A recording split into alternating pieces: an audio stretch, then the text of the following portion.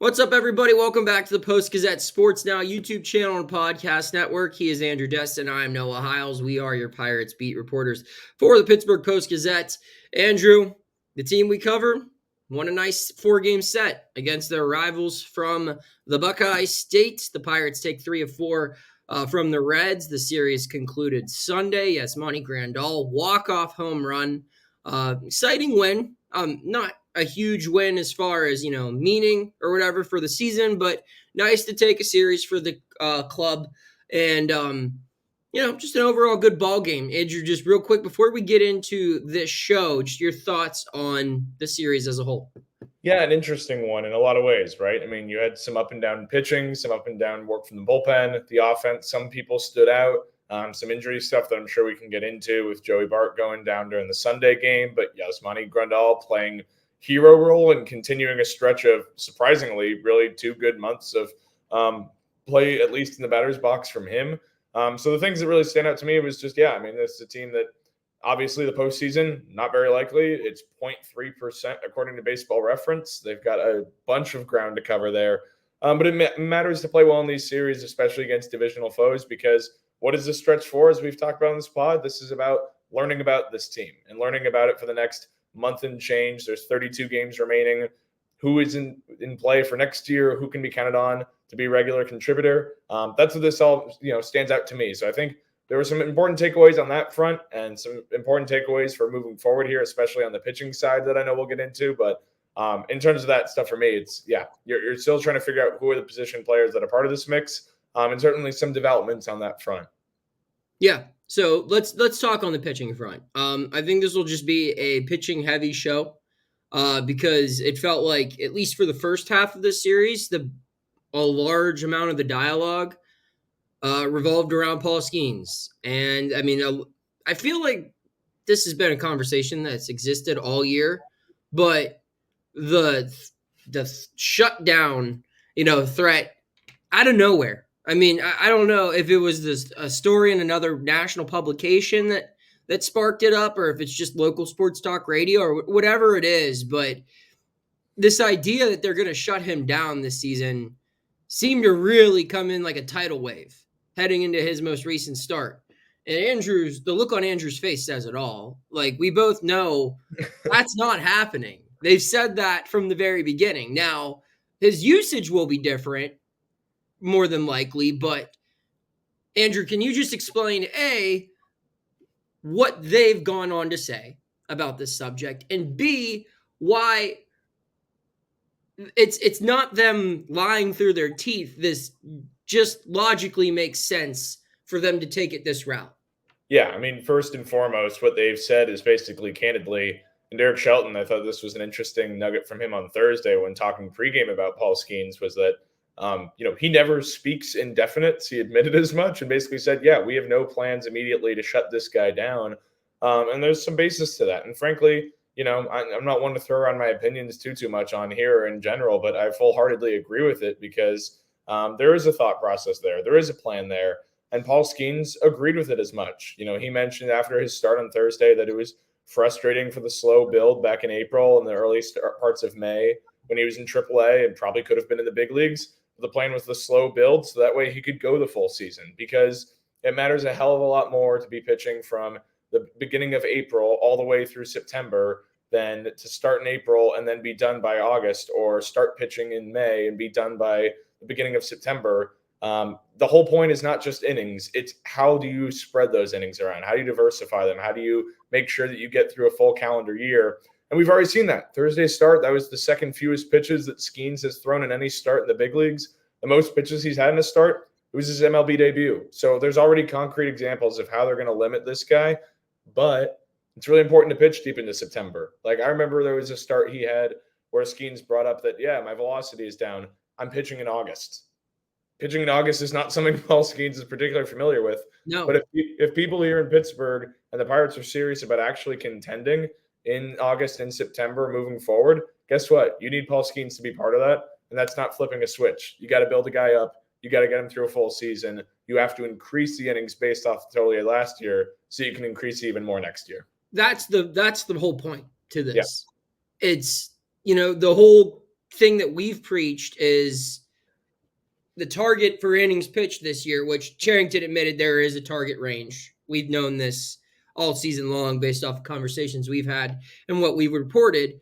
And that range is going to be something 30-ish innings more than what he threw the year prior. So he threw around 129 altogether or something like that. Right. So you could expect this to be in the 150s. But the point being is you want him to hit that mark this year.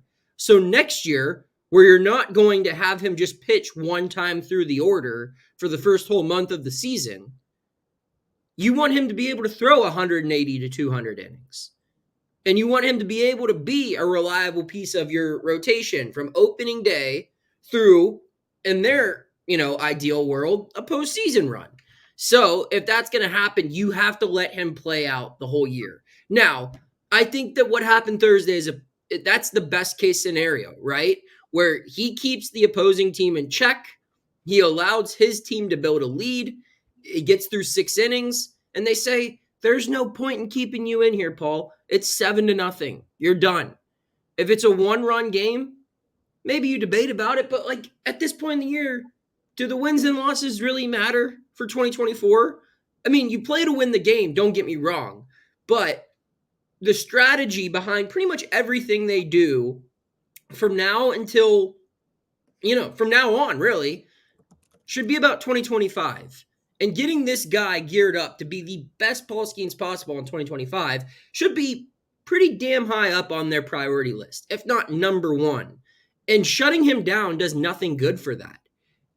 You got to also remember, this is only his second year of being a pitcher. He was a two-way player his whole life until LSU.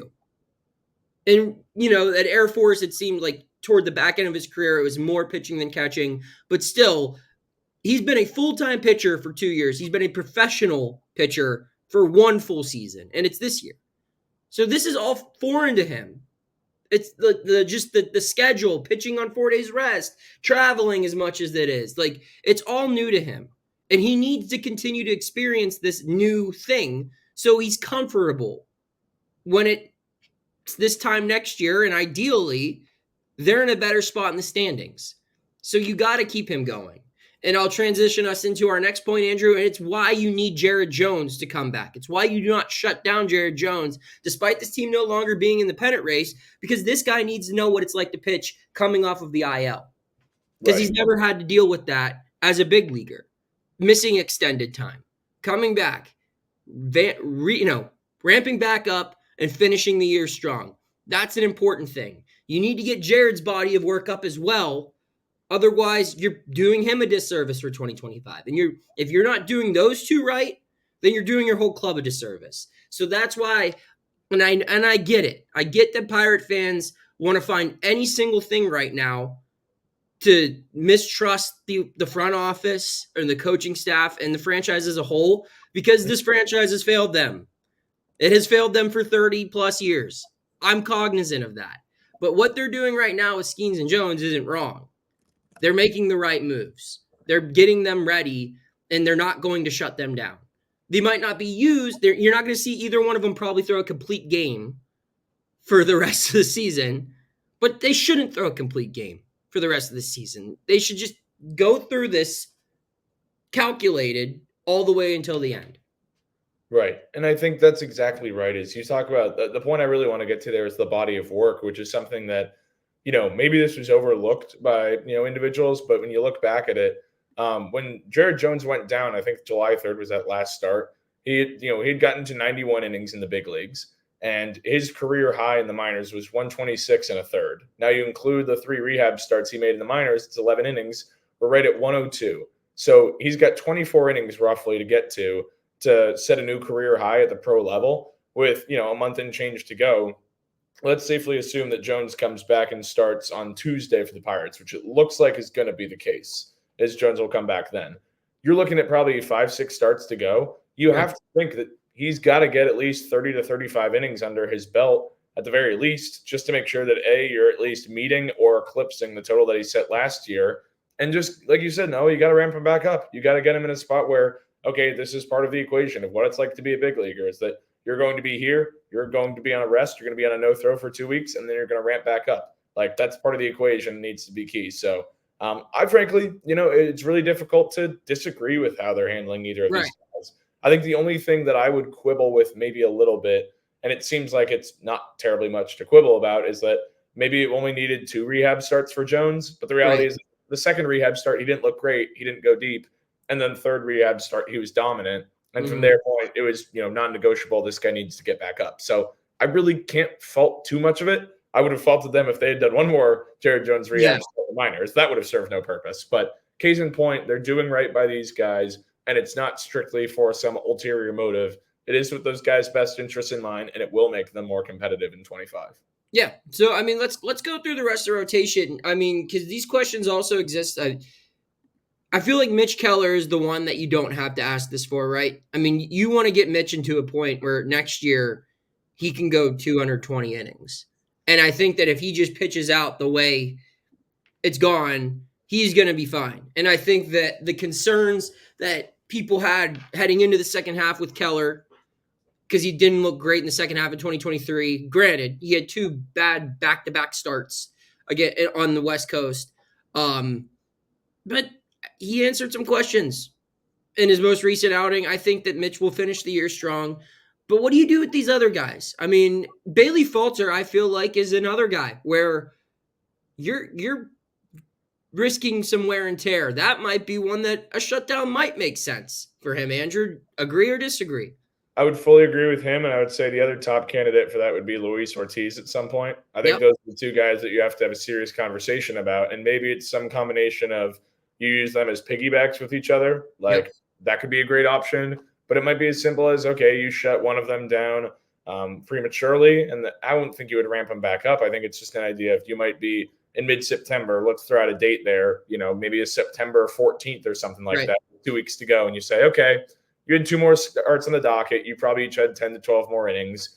We will let Jake Woodford and Domingo Germán eat those up. And I know that might frustrate some people, but I think that's probably in the best interests of both those guys. And especially so, I would argue more so in Ortiz's case, not that both of those guys are part of the equation for the future and for winning, but Ortiz is an interesting guy because Falter still very much had a solid workload last year and the year before. But Ortiz was in that interesting spot last year where he went into the bulk relief role, didn't really have a huge volume. Now you kind of have to build him back up. I think that's maybe of more interest relative to Falter, I would say. So we checked off Falter, Ortiz, Mitch, Paul, Jared. Are we still going to see Jake Woodford pitch? Is it going to be Germán in that 6th rotation spot? Or do you think we start seeing some other minor leaguers come up and make some spot starts here, Andrew? I think the minor league spot starts would be, and this is pure speculation on my part, but I would say you would see the spot starts if and when a Ortiz or Falter gets shut down. Yeah. In the interim, I think Germán, frankly, has earned the opportunity to keep starting. I know Woodford is in line or did start, this past weekend. I imagine we probably see less and less of that, but I think everything's on the table. That's not a cop-out answer. It's more just a matter of you have innings to eat. This is a non-competitive team as it stands right now on August 25th in terms of postseason stuff. So in terms of how you manage these guys, yeah, I look at it as, hey, whatever gets you through the year, whatever gets these pitchers, these younger guys, it's in their best interests. And if that means, hey, late September, you give a spot start to a guy like a Bubba Chandler, you give a spot start to a Thomas Harrington, maybe that's being a little bit too ambitious, but I think it's something you have to consider or at least keep on the table because they've done that in the past with guys like Luis Ortiz and Ron Contreras. Like, it's happened before. There's precedent. This regime is not afraid of starting that clock, which is relatively innocuous in the grand scheme of managing service time and arbitration and things of that nature. It's if those guys are ready and it makes sense based off their workloads. Maybe we see that in mid to late September. I think it would make sense. Because those, like I've said, for the last 4 weeks now, your priority should be 2025. And Braxton Ashcraft, if he ever gets healthy again, if, Thomas Harrington, those guys, like, they're going to be a part of it. Those are going to be the guys that you call up at the very least to make spot starts if they're healthy and available. So why not give them 4 innings on September 25th, or something like that. Before we wrap up the show, couple of or really just one big injury note. I mean, Joey Bart exits the game with a hamstring issue. Is it Henry Davis time, Andrew? And if so, if it's Henry Davis time, how do you use this guy? Because the DH position is open right now with Andrew McCutchen still on the IL. Obviously, you have Yasmani Grandal, the hero, on Sunday. But is it a situation where you pretty much just use Henry the exact same way you use Joey Bart, where he's either DHing or catching 6 days a week? Simple answer, yes. Yeah. I want to see Henry Davis over the next 30 games. A, get up here.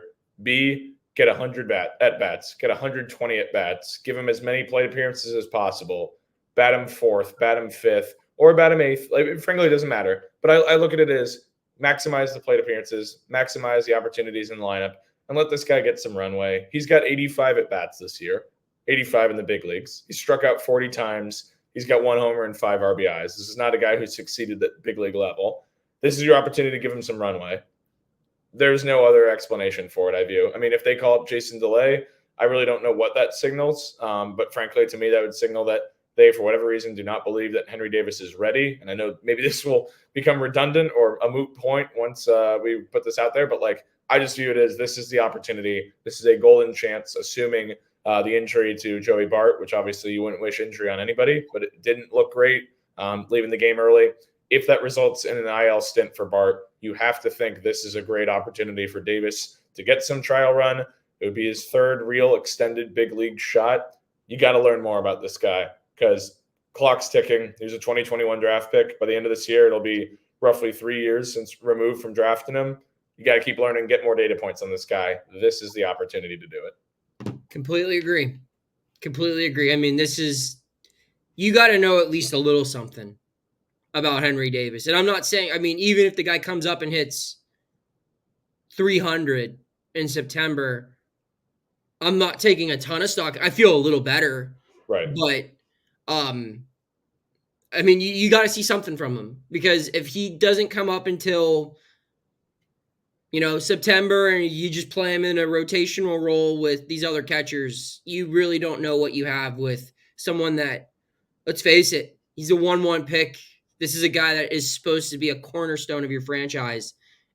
And he's been up and down in the big leagues now for 2 seasons, and you have no idea what you have with him. So, or the idea that you do have is not favorable. So, yeah, I think I completely agree, Andrew. Hell, bat him leadoff. Not that that would make sense with his skill set at all, but just so you can ensure he gets more at-bats than anyone else on your team from the rest of the year. Why not? Right. That should be your goal. Figure out what this club's going to look like in 2025. Any final thoughts, Andrew, before we wrap this up? Just that I can't believe I got through the podcast with a hoarse voice, and hopefully that didn't translate. I was going to say, yeah, man, you really grinded through. I tried my best here. The water was helpful, but it was a pleasure. And just good series with the club. I'm curious to see how it goes moving forward and how they manage this roster that continues to have guys get banged up and opportunities for young guys. That's what I'm most focused on. My final thought, Barry Bonds was at PNC Park Saturday. I hope to see Barry Bonds back in Pittsburgh more than once a decade. He's only really been back twice since his career ended in 1992. We all know how that came to a close with the Pirates. But I hope to see him back. It was nice to see the reception he received. And I hope to see him in Cooperstown one day.